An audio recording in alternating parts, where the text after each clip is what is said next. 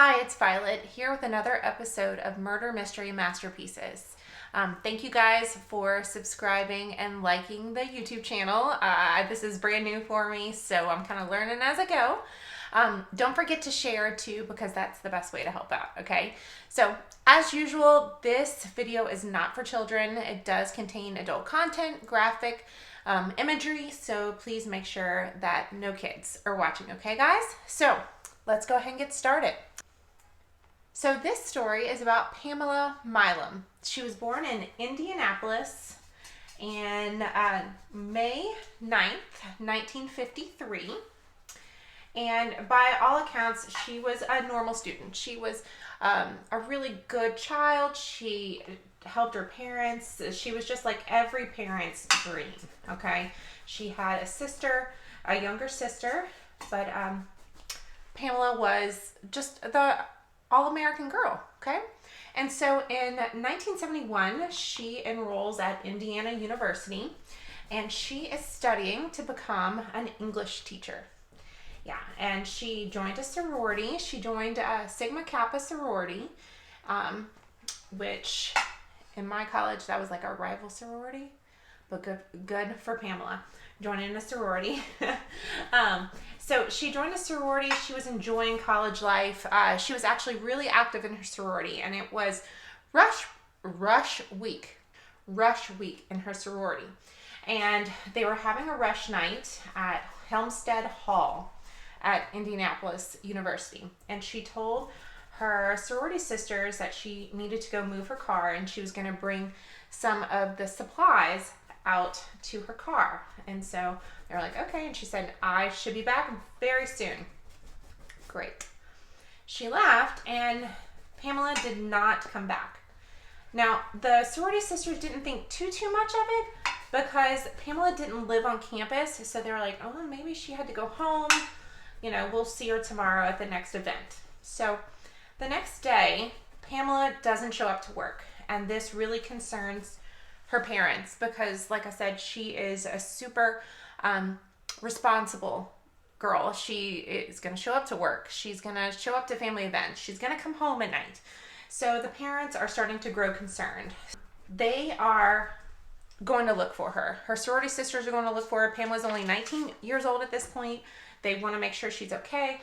This is September 16th. They spend all day looking for her, okay? So on September 16th at about 7 p.m., her sorority sisters find her car. And it was a 1964 Pontiac Le Mans. I think I'm saying that right.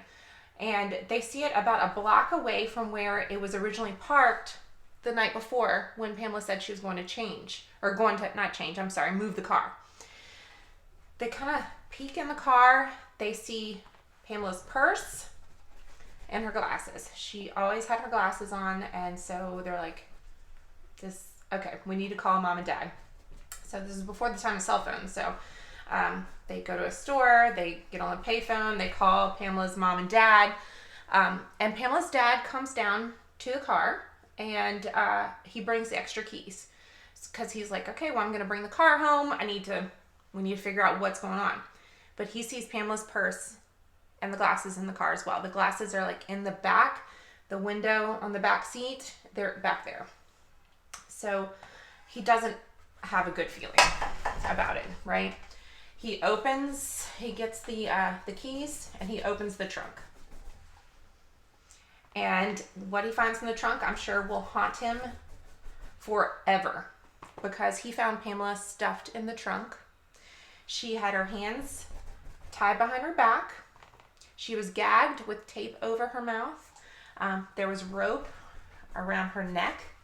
She had pantyhose on, and she had leaves and dirt on the inside of her pantyhose, almost like someone had taken them off, gotten dirt on her, and then put them back on. So obviously he's distraught. He calls the police. They come and they start an investigation. All right, this was again 1972, and so they didn't have a lot of the science available to them that we have now, but the police officers did a really, really good job of processing the scene. So they got all the trace evidence that they actually couldn't process at that time, but they were hoping science could catch up to them. So I think it's amazing they actually did that, because, I mean, who thinks to be like, oh, science is going to catch up? Anyway, so they get lots of evidence. They get lots of DNA. There was DNA on Pamela. They got a partial finger or palm print on her glasses. They had all of this DNA that they collected, okay? So they bring it back and they start processing it. They had 0 witnesses. And Pamela, like I said, was really well liked, so she didn't have any enemies. They didn't have any ex-boyfriends that were looking to get revenge or get even on her for any ridiculous reason. So they had 0 suspects. About 7 weeks after Pamela's murder, they actually arrest someone that had been caught in a string of rapes on the campus. His name was Robert Way Austin. They questioned him, and he committed to the rapes on campus. So he would kidnap women, rape them in a secluded area, and then bring them back to campus. But he never admitted to the murder of Pamela Milam. So the police are like, oh, I know we don't have like solid concrete evidence he did it, but he did it. So they're thinking in his mind, okay, he did it, but we can't charge him with it. So he was actually never charged with Pamela's case. He was convicted of rape and sodomy and kidnapping and other crimes, and he was sentenced to life for those other crimes. So some of the police were like, okay, we think he did it, but this case isn't closed because we can't convict him of it. So it goes into a cold case, and it is like not solved. The parents are distraught. Her sister is distraught. Her mom and dad actually die before the case is ever solved. So her dad dies, I believe, in 1983, and her mom dies in 1996. So they died before there's ever any closure in this case. Oh, goodness. Well, that orange was a little brighter than I anticipated. Okay. Well, we're here now. So, in 2008, the police department gets a new police chief, okay? His name is Sean Keane, and he decides to hand out cold cases to all of his detectives. Every detective gets a cold case or 2. And once he handed out the cold cases, he felt bad that he didn't have one, so he got Pamela Milam's case. And he kind of became engrossed with it. He became obsessed with it. He would bring it home. He would spread it out on the kitchen table. He said he annoyed his wife a ton, but he really, really felt like he needed to do something for this family. So he worked on it, guys, 11 years he works on this case. And he goes through and he manually removes thousands of suspects by looking at DNA, because at this point we're talking about 2008, so the science has really caught up. So he's processing DNA, excluding thousands and thousands of suspects, okay? So in 2018, he takes the very last piece of usable DNA, okay? Usable DNA, so it's like now or never, friend. And he sends it to Paraben Nanolabs. Paraben Nanolabs, you might have heard from them, or not heard from them, heard of them. They are actually the company that helped to find the Golden State Killer by doing reverse engineering of DNA. So he sends it to them, and they work with companies like 23andMe and Ancestry.com to reverse engineer that family tree, right? So I know people get like up in arms about this, you know, saying, oh, that's invasion of my privacy. But let me tell you, if you are related to me and you commit a crime, you better believe they can use my DNA to find you. Don't go murdering people and you won't have to worry about it. Anyway, my little side note. So they, through lots of science, they find a distant female cousin. Okay, so then they go to this distant female cousin and they narrow it down more, and they keep bringing this family tree down because they know it's a male.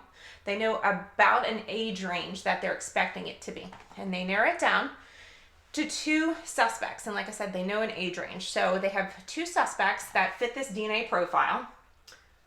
And one of the suspects that would have fit this DNA profile would have been 13 at the murder. They're like, probably can take him out. The other guy was 24 at the time of the murder. They're like, yeah, that sounds about right. So they go look at this guy named Jeffrey Lynn Hand. Now, bad news here. At this point, Jeffrey Lynn Hand, he's died. Okay, he's dead. But we're going to talk about him a little bit. Whenever they go to Jeffrey Lynn Hand's family, he has a widow and 3 children. They're like, can we use your DNA? Double check this.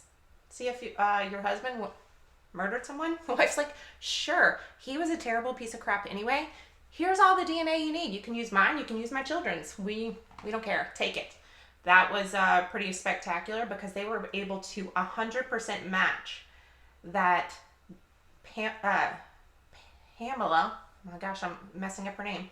Pamela Milam's murder was Jeffrey Lynn Hand. Now, who in the world is Jeffrey Lynn Hand? Let's talk about him. Sorry, my tree trunk is getting crazy. I'm not sure I have the right brush for that, but that's okay.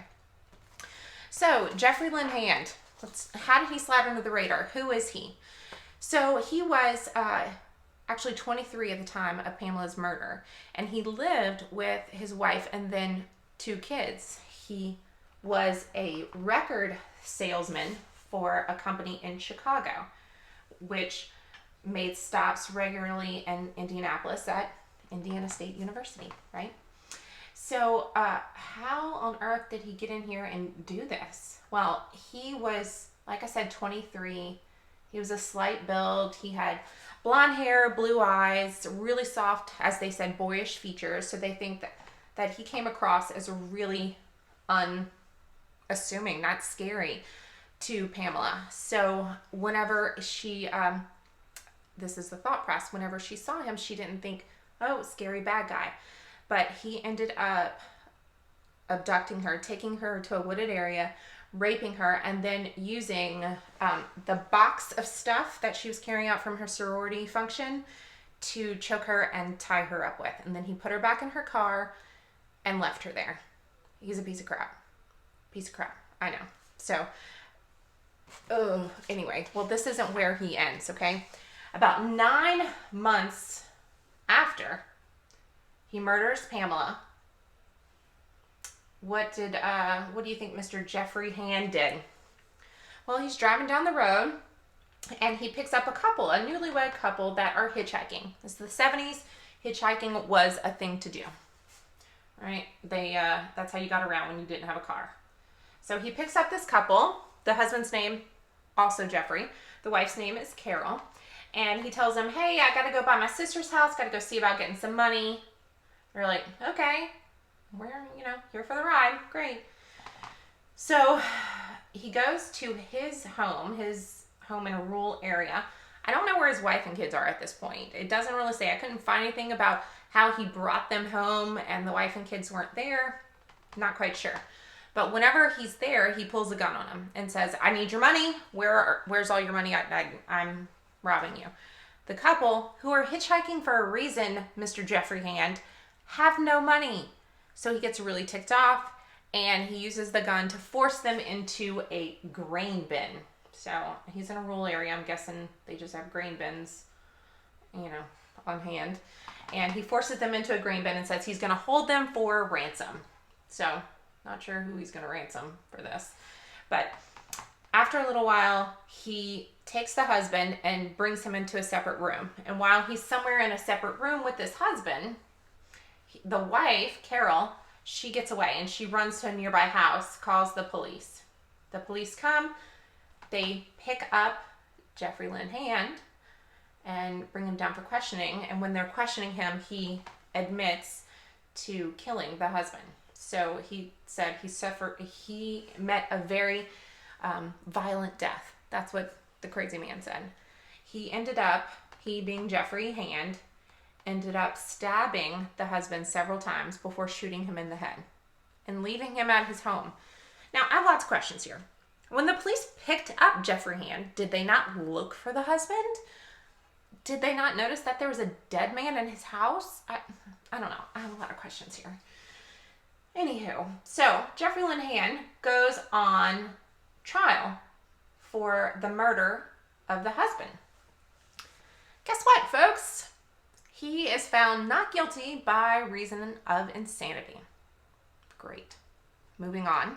So he's in prison and he is awaiting trial for the kidnapping charges. I'm not laughing because it's funny. I'm laughing because it's ridiculous. While he is in jail, he tries to kill another inmate. He tries to kill another inmate. So instead of tacking on that charge, they just move him to a different prison. And his attorney is like, hey, this dude's crazy. He shouldn't go to jail. And the judge agrees. So he goes to a mental hospital. Well, 3 years into the mental hospital, Mr. Crazy Hand, that's pretty funny. Mr. Jeffrey Lynn Hand, his attorney gets him out of jail on a paper technicality. That the attorney said that his paperwork wasn't filled or wasn't turned in enough time to guarantee a speedy trial. I'm like, you only got 3 years. How much speedy? I don't know. Anywho, this case annoyed me. So Jeffrey Lynn Hand is let out of prison. He goes back to live with his wife and now 3 kids, and it's said that he is a horrible husband to his wife. He beats her regularly. Apparently this man is super violent and dangerous, and nobody really cares about that. I know. So, how did Jeffrey Lynn Hand die, you ask? In January of 1978, an off-duty deputy was at a local shopping mall, and he just happened to be in the right place at the right time.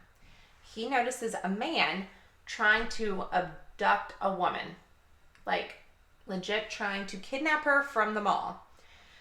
Don't you feel like whenever you hear about the mall in the, 70s and 80s, that's where all the kidnappings happen? Maybe that's why malls are, dying. I don't know. Anywho, no, it's because it's easier to buy stuff online. The deputy yells out, I'm assuming, hey, stop. You're abducting a woman. Not cool. So Jeffrey Hand, being the super brave dude he is, he takes off running, right? The deputy yells out again, stop. You're under arrest. Well, Jeffrey had a gun. He turns around and shoots at the officer, and he injures the officer.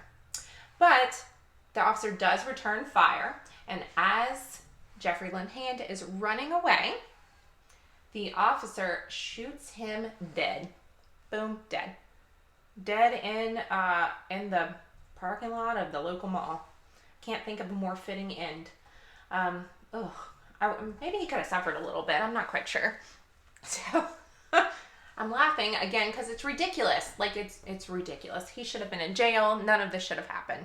So he was 29 at the time of his death, and whenever Pamela Milam's family found out that he had met such a violent end, he did not have a long life. They did find comfort in that he didn't have this long, full life where he, lived peacefully and happily. So I have questions for you guys. Why on earth was he so damn crazy? What was he mad at? I couldn't find anything about his childhood because, times like this, whenever you find a person who's just so angry, there's usually something that happened. And so my little curious self wanted to know, and I couldn't find anything. So if you guys find anything about him, let me know. Post some comments, let me know. I am going to put all of the colors that I use in the description box. This painting is obviously not themed. I just needed something a little easy so I can focus. So I know today was a shorter story, but I just found it fascinating that after 47 years, they were able to solve this case. And then come to find out it is this man that's a freaking psycho. And they really think he might have been responsible for more murders, but they didn't have the science back then, and they didn't all have the foresight to collect as much evidence so that they could process it later. So I thought all of this case was pretty interesting. So what do you guys think? Let me know down below. Don't forget to like, share, comment. All of those things are really helpful to this YouTube algorithm. I will be putting up another story by next week. If you guys have any suggestions, I would love for you to post them in the comments below, okay? Thanks, guys. Have a great week. Stay safe out there. Bye.